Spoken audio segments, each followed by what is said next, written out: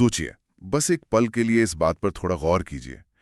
क्या हो अगर किसी इंसान को अचानक ही पता चले कि अ, उसकी अपनी जिंदगी के जो सबसे बड़े फैसले हैं वो असल में उसके अपने हैं ही नहीं। ये तो मतलब ये ख्याल ही रातों की नींद उड़ा देने के लिए काफी है ना, कि जिस आजाद सोच पर किसी भी इंसान को इतना गुरूर होता है वो शायद एक बहुत ही बारीकी से बुना गया एक भ्रम हो सकता है। ये वाकई में एक बहुत ही बेचैन कर देने वाला ख्याल है। मतलब इंसान की फितरत ही यही है ये मानना कि उसकी सोच पूरी तरह से आज़ाद है। उसे लगता है कि उसके फैसले उसके अपने अनुभवों का नतीजा है। लेकिन, और ये एक बहुत बड़ा लेकिन है, जब हम इंसानी दिमाग के काम करने के तरीके को ज़रा गहराई से देखते हैं तो तस्वीर कुछ और ही नज़र आती है। बिल्कुल। और आज की इस गहन चर्चा में हम उसी खामोश और कह सकते हैं अदृश्य खेल का पर्दाफाश करने वाले हैं। वो खेल जो हर रोज लोगों के दिमाग के साथ खेला जा रहा है। तो आज का हमारा विषय है डार्क साइकोलॉजी 101। हाँ, एक बहुत ही दिलचस्प और थोड़ा डरावना विषय। एग्जैक्टली। हमारे पास आज माइकल पेस की एक बेहद मशहूर और आंखें खोल देने वाली किताब है, the architect of deception, mastering dark psychology tactics. इसी किताब के आधार पर हम उन खुफिया और सच कहूं तो खतरनाक तरीकों का गहराई से विश्लेषण करेंगे जिनका इस्तेमाल कुछ लोग दूसरों के दिमाग को पूरी तरह से कंट्रोल करने के लिए करते हैं। हाँ, और यहाँ शुरुआत में ही इस चर्चा का जो असल लक्ष्य है उसे स्पष्ट करना बहुत जरूरी है। हम इस, जिसे आप फॉरबिडन या वर्जित विषय कह सकते हैं, इसके पन्नों को इसलिए नहीं पलट रहे हैं कि किसी को हेरफेर या मैनिपुलेशन के तरीके सिखाए जाए। बिल्कुल नहीं, वो तो बहुत गलत हो जाएगा। सही कहा। बल्कि हमारा मकसद इन दिमागी जालों की जो असली सच्चाई है उसे सामने लाना है। क्योंकि देखिए, जब तक कोई इंसान इन खतरों के पीछे के विज्ञान और मनोविज्ञान को समझेगा नहीं, तब तक वो खुद को सुरक्षित कैसे रखेगा। ये चर्चा एक तरह से दिमागी आजादी के लिए एक सुरक्षा कवच बनाने जैसी है। सही बात है। मतलब बीमारी से बचने के लिए वायरस के काम करने का तरीका तो समझना ही पड़ता है। तो चलिए इस रहस्यमय दुनिया में कदम रखते हैं। जब हम मैनिपुलेशन या किसी को कंट्रोल करने की बात करते हैं तो अक्सर जहन में किसी तरह के हमले, जबरदस्ती या डराने धमकाने की तस्वीर बनती है।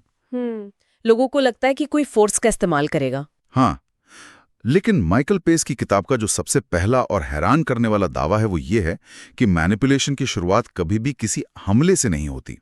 इसकी शुरुआत हमेशा, और ये बहुत अजीब है, इसकी शुरुआत हमेशा भरोसे से होती है। और यही इस पूरे खेल का सबसे बड़ा विरोधाभास है। मतलब कोई भी मैनिपुलेटर किसी अजनबी के दिमाग में सीधा दाखिल होकर उसके फैसले नहीं बदल सकता, क्योंकि हमारे दिमाग का अपना एक डिफेंस मैकेनिज्म होता है, एक तरह की सुरक्षा दीवार। बिल्कुल। इसलिए मैनिपुलेटर का सबसे पहला काम उस डिफेंस को गिराना और एक सेफ जोन बनाना होता है। जब तक कोई इंसान सामने वाले पर आंख बंद करके यकीन नहीं करेगा, तब तक मैनिपुलेशन का बीज बोया ही नहीं जा सकता। Okay, let's unpack this. ये भरोसा आखिर बनाया किससे जाता है? मतलब कोई अजनबी अचानक से इतना भरोसेमंद कैसे लगने लगता है? किताब में इसके लिए एक बहुत ही दिलचस्प शब्द का इस्तेमाल किया गया है, मिररिंग। हाँ, मिररिंग। ये डार्क साइकोलॉजी का सबसे पहला और शायद सबसे खामोश जाल है। मिररिंग में मैनिपुलेटर बहुत ही सफाई से सामने वाले इंसान की नकल करता है। और ध्यान रहे, ये कोई मजाकिया नकल नहीं होती, जैसे कोई चढ़ा रहा हो वैसा नहीं। बिल्कुल नहीं। ये बहुत ही बारीक साइकोलॉजिकल हैक होता है। वो इंसान की बॉडी लैंग्वेज, बात करने के तरीके, आवाज के लहजे और यहाँ तक कि उनके द्वारा इस्तेमाल किए जाने वाले खास शब्दों को भी कॉपी करते हैं। मतलब अगर मैं बात करते हुए हाथ ज्यादा हिलाता हूं तो वो भी वैसा ही करने लगेंगे। एग्जैक्टली। और इसके काम करने की वजह हमारे दिमाग के मिरर न्यूरॉन्स में छिपी है। मिरर न्यूरॉन्स मतलब यहाँ बायोलॉजी का सीधा दखल है। हाँ, पूरी तरह से। एवोल्यूशन या विकासवाद के नज़रिए से अगर हम देखें तो इंसानी दिमाग हमेशा अपने आसपास खतरों को स्कैन करता रहता है। पुराने समय में जो इंसान हमारे कबीले का होता था, जो हमारे जैसा दिखता था या हमारे जैसे इशारे करता था, वो सुरक्षित माना जाता था। ओह, तो दिमाग को लगता है कि ये अपना ही बंदा है। सही पकड़ा आपने। जब मैनिपुलेटर मिररिंग करता है तो वो असल में दिमाग के उन्हीं मिरर न्यूरॉन्स को एक्टिवेट कर रहा होता है। दिमाग ऑटोमेटिकली एक सिग्नल भेजता है कि ये इंसान मेरे जैसा व्यवहार कर रहा है, मतलब ये मेरे कबीले का है, इसलिए ये पूरी तरह से सुरक्षित है। अरे बाप रे, ये तो बिल्कुल वैसा ही है जैसे मछली पकड़ने का चारा। मतलब शिकारी कभी भी मछली को सीधा कांटा नहीं दिखाता, क्योंकि कांटे को देखकर मछली तो भाग जाएगी। बिल्कुल भाग जाएगी। वो उस कांटे के ऊपर एक बहुत ही मीठा और स्वादिष्ट चारा लगा देता है। मछली को लगता है कि उसे खाना मिल रहा है, वो एक सुरक्षित चीज की तरफ बढ़ रही है, लेकिन असल में वो एक जाल में फंस रही होती है। बहुत ही सटीक एनालॉजी है ये। है ना? मिररिंग भी वही मीठा चारा है जिसमें इंसान खुद चलकर गिरता है, क्योंकि उसे लगता है कि सामने वाला इंसान उसका ही रिफ्लेक्शन है। हाँ, और जब ये चारा काम कर जाता है, जब वो सेफ जोन बन जाता है जिसके बारे में हमने बात की, तब मैनिपुलेटर अपने अगले और ज्यादा खतरनाक कदम की तरफ बढ़ता है, जिसे साइकोलॉजी की दुनिया में लव बॉम्बिंग कहा जाता है। लव बॉम्बिंग, इसका नाम सुनने में तो कितना पॉजिटिव और रोमांटिक लगता है। प्यार की बारिश, है ना? कोई इंसान जिंदगी में आता है और अचानक ऐसा महसूस करवाता है जैसे सामने वाला दुनिया का सबसे बेहतरीन, सबसे समझदार इंसान है। बिल्कुल, एकदम आसमान पर बिठा देते हैं। हाँ, इतनी अटेंशन मिलती है, इतनी तारीफें मिलती हैं कि किसी भी इंसान को लगता है कि उसे आखिरकार कोई ऐसा मिल गया है जो उसे दुनिया में सबसे ज्यादा समझता है। सुनने में ये भले ही किसी फिल्म की कहानी लगे, लेकिन माइकल पेस चेतावनी देते हैं कि ये कोई प्यार नहीं है, ये पूरी तरह से एक कैलकुलेटेड यानी सोची समझी चाल है, एक इमोशनल ट्रैप है। मतलब वो जानबूझकर ये सब कर रहे हैं। एग्जैक्टली। इसका सीधा असर हमारे दिमाग के रिवॉर्ड सिस्टम पर होता है। देखिए, जब किसी को लगातार इतनी तारीफें और अटेंशन मिलती है तो दिमाग में डोपामाइन नाम के केमिकल का स्तर बहुत तेजी से बढ़ जाता है। और डोपामाइन खुशी और नशे का केमिकल है, राइट? हाँ, डोपामाइन आपको अच्छा महसूस कराता है। मैनिपुलेटर असल में उस इंसान को अपनी अटेंशन का आदी बना रहा होता है। वो उसे एक तरह का इमोशनल नशा दे रहा है। लेकिन यहाँ एक बड़ा सवाल उठता है। मतलब जब नई नई दोस्ती होती है या कोई नया रिश्ता शुरू होता है तो अक्सर लोग एक दूसरे को स्पेशल फील कराते हैं, तारीफें करते हैं। अगर हर अच्छी चीज को लव बॉम्बिंग का जाल मान लिया जाए तो कोई इंसान तो किसी पर भरोसा ही नहीं कर पाएगा। ये डर लाजमी है। तो एक आम इंसान असली परवाह और इस लव बॉम्बिंग के जाल के बीच का फर्क कैसे पहचानेगा? ये उलझन बहुत स्वाभाविक है, लेकिन दोनों के बीच एक बहुत ही बारीक और अहम फर्क है, रफ्तार और इंटेंसिटी। रफ्तार मतलब कितनी जल्दी चीजें हो रही हैं? हाँ, असली प्यार या असली परवाह हमेशा समय के साथ धीरे धीरे विकसित होती है। उसमें एक ठहराव होता है, एक लॉजिक होता है। लेकिन लव बॉम्बिंग की सबसे बड़ी पहचान है उसकी तूफानी रफ्तार। ये बहुत ही तेजी से होता है। अच्छा, जैसे कोई 2 दिन में ही जीने मरने की कस्में खाने लगे? बिल्कुल वही, जो कि प्रैक्टिकली संभव ही नहीं है। और इसका दूसरा सबसे बड़ा सुराग है विड्रॉल। विड्रॉल मतलब वो अटेंशन अचानक से वापस ले ली जाती है। यही इस जाल का असली मकसद है। मैनिपुलेटर का लक्ष्य सामने वाले को इमोशनली डिपेंडेंट बनाना होता है। एक बार जब इंसान को उस डोपामाइन की, उस बेतहाशा अटेंशन की आदत पड़ जाती है तो मैनिपुलेटर अचानक से पीछे हट जाता है। ओह, मतलब एकदम से गायब? हाँ, वो सारी तारीफें, वो सारा प्यार रातों रात गायब हो जाता है, बिना किसी वजह के। अब इंसान के दिमाग में खलबली मच जाती है, उसे केमिकल विड्रॉल महसूस होता है, जैसे किसी नशे की लत छूटने पर होता है। एग्जैक्टली। और उस अचानक गायब हुई अटेंशन को वापस पाने के लिए वो इंसान बेतहाशा कोशिश करने लगता है। वो सोचने लगता है कि मुझसे क्या गलती हो गई। और यहीं से असली कंट्रोल शुरू होता है, क्योंकि वो अटेंशन वापस पाने की हड़बड़ाहट में इंसान वही सब करने पर मजबूर हो जाता है जो मैनिपुलेटर चाहता है। ये सुनकर तो सच में दिमाग सुन्न हो जाता है। ये बहुत डरावना प्रोसेस है। मतलब पहले एक सेफ जोन बनाया, फिर इमोशनली निर्भर किया, और फिर अचानक से पैरों के नीचे से जमीनी खींच ली। और एक बार जब कोई इंसान जज्बाती तौर तक पूरी तरह से निर्भर हो जाता है, तब डार्क साइकोलॉजी का सबसे खौफनाक अध्याय शुरू होता है। इससे भी ज्यादा खौफनाक? हाँ, क्योंकि अब तक मैनिपुलेटर सिर्फ भावनाओं से खेल रहा था, लेकिन अब उसका लक्ष्य सामने वाले की वास्तविकता यानी रियलिटी और उसकी सोचने समझने की ताकत को ही तोड़ देना होता है। और इसके लिए वो उस तकनीक का इस्तेमाल करते हैं जिसे आज के दौर में बहुत सुना जाता है, गैस लाइटिंग। सही कहा। लेकिन ये सिर्फ एक इंटरनेट बज़वर्ड नहीं है। माइकल पेज इसे सबसे खतरनाक हथियारों में से एक मानते हैं। बिल्कुल मानते हैं। गैसलाइटिंग कोई आम झूठ बोलना या किसी बात से मुकरना नहीं है। इसका नाम 1938 के एक मशहूर नाटक गैसलाइट से आया है। हाँ, मैंने सुना इसके बारे में, जहां एक पति घर की गैस लाइट को थोड़ा थोड़ा धीमा करता रहता है। एग्जैक्टली। और जब पत्नी ये बात नोटिस करती है और उसे बताती है तो वो उसे यकीन दिलाता है कि लाइट तो वैसी है, शायद तुम्हारा दिमाग खराब हो गया है। गैस लाइटिंग इतनी सफाई और आत्मविश्वास के साथ बोला गया झूठ होता है कि सामने वाले इंसान को अपनी ही याददाश्त, अपनी ही अकल और अपनी ही आंखों देखी सच्चाई पर शक होने लगता है। Wait, that's actually scary. मतलब कोई जानबूझकर किसी इंसान को पागलपन की कगार पर ला खड़ा करता है। कोई ये विश्वास दिला दे कि जो मैंने अपनी आंखों से देखा है, अपने कानों से सुना, वो असल में हुआ ही नहीं। मनोविज्ञान में इसे कॉग्निटिव डिसोनेंस पैदा करना कहते हैं। मैनिपुलेटर बहुत ही ठंडे दिमाग से कहेगा, मैंने ऐसा तो कभी नहीं कहा, या तुम हमेशा हर बात का बतंगड़ बनाते हो, या फिर तुम्हारी तो याददाश्त ही खराब हो गई है, तुम्हें कुछ याद नहीं रहता। बाप रे। और जब ये बात बार बार कही जाती है, हाँ, जब ये बात बार बार लगातार कही जाती है, तो इंसान का दिमाग थकने लगता है, वो अपनी ही सच्चाई पर सवाल उठाने लगता है। अगर मैं इसे एक एनालॉजी से समझाऊं तो ये ऐसा नहीं है कि कोई आप पर सीधा हमला कर रहा है। ये ऐसा है जैसे कोई हर रोज आपके घर की घड़ियों को चुपचाप 5 मिनट पीछे कर दे। बहुत बढ़िया उदाहरण है। शुरुआत में लगेगा कि शायद मैं ही लेट हो रहा हूं या मेरा टाइम मैनेजमेंट खराब है, लेकिन जब ये हफ्तों तक चलेगा तो इंसान अपनी ही समय की समझ पर शक करने लगेगा। और आखिर में वो खुद उस इंसान से पूछने लगेगा कि भले मानुस तुम ही बता दो असल में वक्त क्या हुआ है। बिल्कुल ऐसा ही होता है। गैसलाइटिंग का असल मकसद यही है, इंसान का सेल्फ कॉन्फिडेंस पूरी तरह से खत्म करना।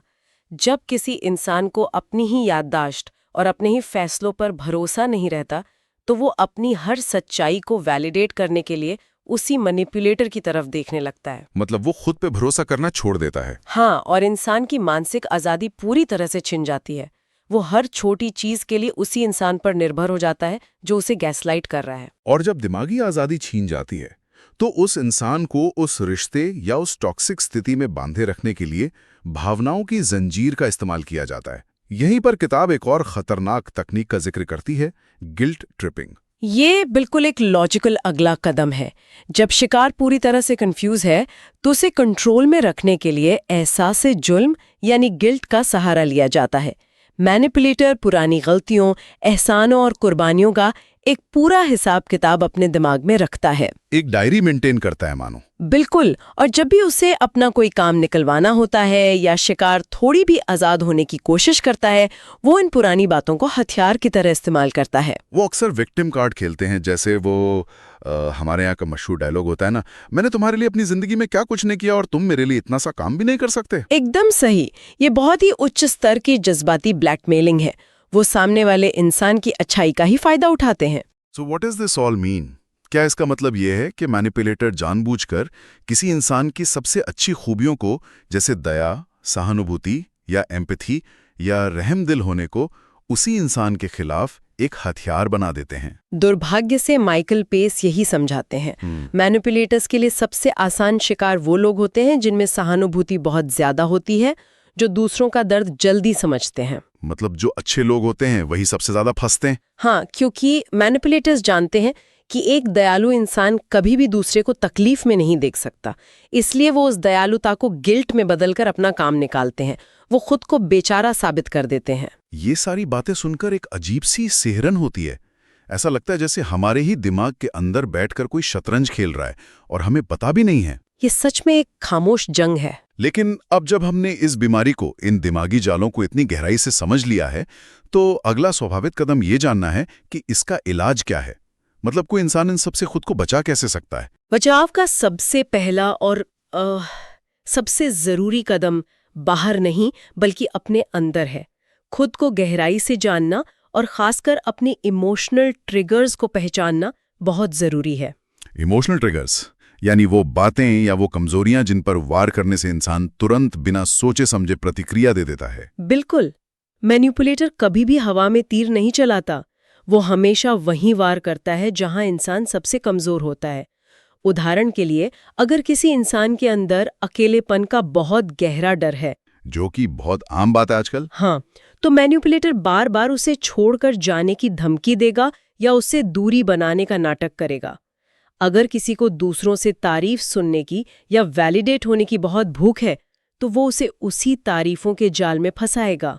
Here's where it gets really interesting. अगर हम इंसान की भावनाओं को एक बहुत ही सुरक्षित किले या फोर्ट्रेस के रूप में देखें, तो हमारे डर और हमारी कमजोरियां उस किले के दरवाजे का पासवर्ड है। बहुत उम्दा तरीके से कहा आपने। है ना? अगर कोई इंसान अपने हर डर को, अपनी हर इनसिक्योरिटी को किसी के भी सामने बहुत आसानी से खोल कर रख दे तो वो असल में उन्हें अपने ही किले का पासवर्ड दे रहा है। ये बहुत ही सटीक तरीके से समझाया गया है और इसीलिए माइकल पेस सलाह देते हैं कि अपने डर और अपनी कमजोरियों को कभी भी इतनी आसानी से किसी अजनबी या नए इंसान के सामने जाहिर ना करें। मतलब थोड़ा गार्ड अप रखना चाहिए। बिल्कुल। डार्क साइकोलॉजी से बचने का सबसे बड़ा रास्ता अपने जज्बात यानी इमोशंस पर काबू पाना है। विज्ञान कहता है कि जब भी कोई इंसान अत्यधिक इमोशनल होता है, चाहे वो बहुत ज्यादा गुस्से में हो या बहुत ज्यादा डर में हो, तो दिमाग का वो हिस्सा जो लॉजिक को समझता है वो काम करना बंद कर देता है। और मैनिपुलेटर्स इसी पल का इंतजार करते हैं। एग्जैक्टली। जब आप इमोशनल होते हैं तब आप उनके कंट्रोल में होते हैं। तो मतलब भावनाओं को नियंत्रण में रखना, अपना पासवर्ड छुपाकर रखना हमारी पहली ढाल है। और दूसरी ढाल क्या है? दूसरी ढाल है बाउंड्रीज या हदें तय करना। और जब वो हदें पार हों तो बिना हिचकिचाहट के दूरी बनाना। अगर किसी इंसान को ये महसूस हो रहा है कि कोई उसके दिमाग के साथ खेल रहा है, उसे गैसलाइट कर रहा है, तो उसे बिना कोई लंबी चौड़ी सफाई दिए नहीं कहना सीखना होगा। लेकिन एक मिनट, यहाँ एक बहुत ही व्यावहारिक शंका आती है। मान लीजिए कोई आप पर बिल्कुल झूठा इल्जाम लगा रहा है या गैसलाइट कर रहा है कि तुमने तो ऐसा कहा ही नहीं, तुम पागल हो गए हो। ऐसे में किसी भी आम इंसान का पहला रिएक्शन होता है भड़कना और खुद को सही साबित करना, जो कि बहुत नॉर्मल है। हाँ, तो बिना बहस किए चुप रहना और वहां से हट जाना बहुत मुश्किल होता है। खामोश रहने में इतनी ताकत आखिर क्यों है? ये समझना बहुत जरूरी है। देखिए, जब कोई बहस करता है तो वो असल में मैनिपुलेटर को वो ईंधन या फ्यूल दे रहा होता है जो उसे चाहिए। अच्छा, मतलब बहस करना उनके लिए फायदेमंद है। पूरी तरह से। बहस करने का सीधा सा मतलब है कि आपने उनके बिछाए हुए खेल के मैदान में कदम रख दिया है। वो आपकी ही बातों को, आपकी ही गुस्से को घुमाकर फिर से आपके खिलाफ इस्तेमाल करेंगे और दुनिया के सामने साबित कर देंगे कि देखो तुम कितने अग्रेसिव हो गए हो, गलती तुम्हारी ही है। और वो पूरी बाजी पलट देंगे। बिल्कुल। मनोविज्ञान में से बचने के तरीके को ग्रे रॉकिंग कहा जाता है। ग्रे रॉकिंग मतलब एक ग्रे रंग के पत्थर की तरह बन जाना। एग्जैक्टली। एक ग्रे पत्थर की तरह नीरस, उबाऊ और बिना किसी प्रतिक्रिया वाला बन जाना। माइकल पेस का सबसे अहम नियम यही है। खामोशी और दूरी मैनिपुलेटर के सबसे बड़े दुश्मन हैं। मतलब उन्हें कोई इमोशन मत दिखाओ। हाँ, जब सामने से कोई इमोशनल रिएक्शन नहीं आता, जब उनका फेंका हुआ जाल खाली वापस आता है, तो उनका खेल वहीं खत्म हो जाता है।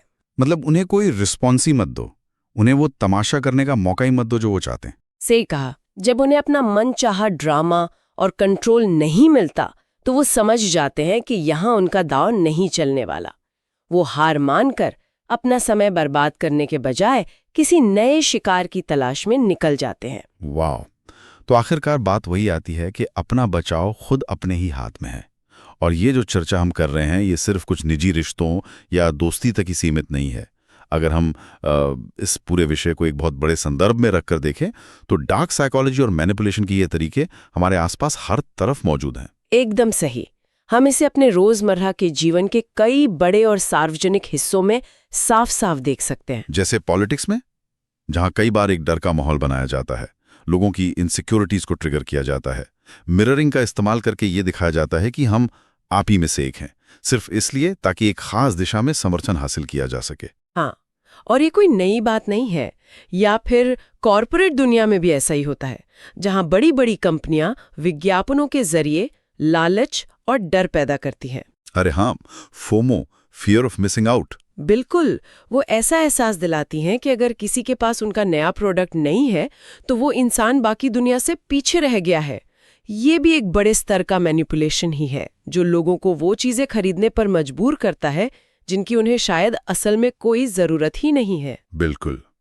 और हमारा मकसद यहाँ किसी राजनीतिक दल या किसी खास कंपनी पर उंगली उठाना कतई नहीं है। हम सिर्फ उस साइकोलॉजिकल पैटर्न की बात कर रहे हैं जो इन सब चीजों के पीछे काम करता है।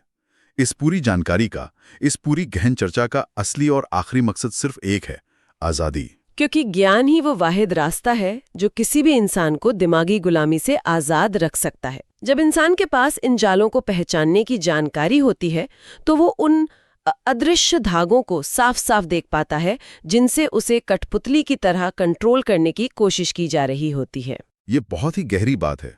आपका दिमाग आपकी सबसे बड़ी संपत्ति है, आपका सबसे बड़ा एसेट है।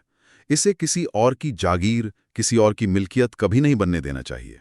जागरूकता ही सबसे बड़ा और एकमात्र बचाव है। तो आज की इस गहन चर्चा को हम यहीं विराम देते हैं, लेकिन इस चर्चा को खत्म करने से पहले आज थोड़ा वक्त निकालकर शांति से अगर कोई इस बात पर विचार करे, हाल ही में लिया गया कोई बहुत बड़ा फैसला या कोई ऐसी आदत जिसे कोई इंसान अपनी पहचान मानता है, क्या वो फैसला सच में उसी का अपना है या पर किसी और ने बहुत ही सफाई से, बहुत ही खामोशी से उसे किसी के दिमाग में प्लांट कर दिया है? ये एक ऐसा सवाल है जो यकीनन किसी को भी गहराई से सोचने पर मजबूर कर देगा। इसी रहस्यमयी और विचारोत्तेजक ख्याल के साथ हम आज की ये चर्चा समाप्त करते हैं। सतर्क रहिए, सीखते रहिए और अपने दिमाग की चाबी हमेशा अपने ही पास रखिए।